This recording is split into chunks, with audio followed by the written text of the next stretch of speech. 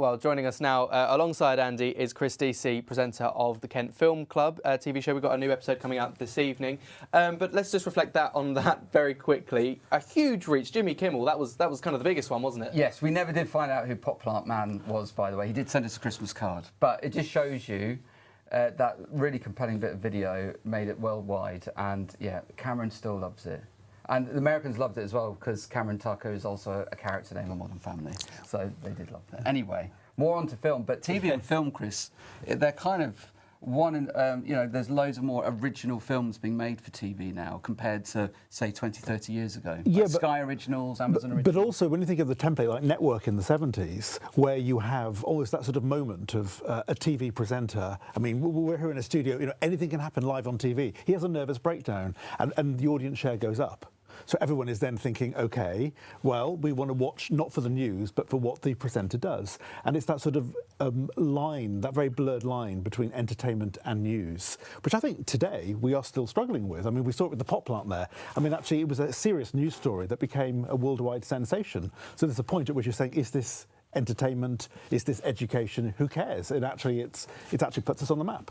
Absolutely. I would say, I don't know about you, Bartholomew, but I tend to watch quite a lot of my films on TV now. Yes, yeah. And watch, you know, there's a one on Sky that I really want to watch with Kate Winslet. I've forgotten the name, but it's World War II one. But it was made predominantly, predominantly for TV.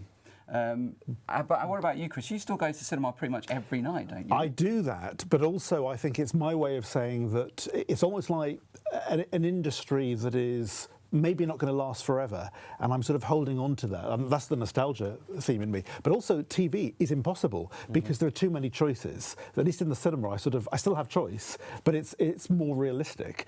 My concern sometimes is that you've just got so much choice that you miss the obvious things, or you just stick to one particular genre.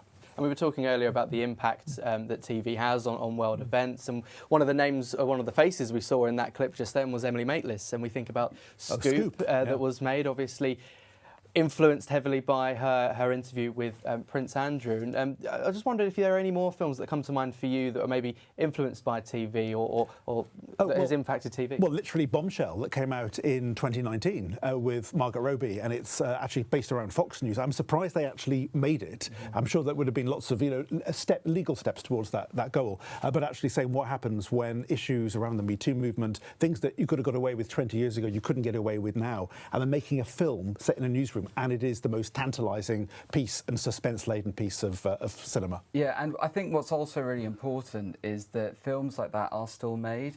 I think producers have got a bit spooked around Baby Reindeer, the TV series, if it's based on a true story, is a true story. But in terms of journalism and turning that into the big screen for entertainment, I think that still plays a massive role. I know it's not film, but the Post Office Scandal, TV series on ITV. ITV actually lost money making that, but that was a huge irony. But absolutely, but it absolutely ended up causing a huge policy change and really brought it to the forefront. Although parts of it were made for drama and weren't quite accurate, but it's still really important. And TV, very important, and very important as well is coming up after the break is a brand new episode of Kent Film Club. Quickly tell us who you've got on. We've got Stacey Bowles, who's a film student, and one of her films is, well, actually, I'm going to keep you guessing, actually. Keep us guessing. We'll find out in a moment. Thank you very much for watching. That is it from us. Good night.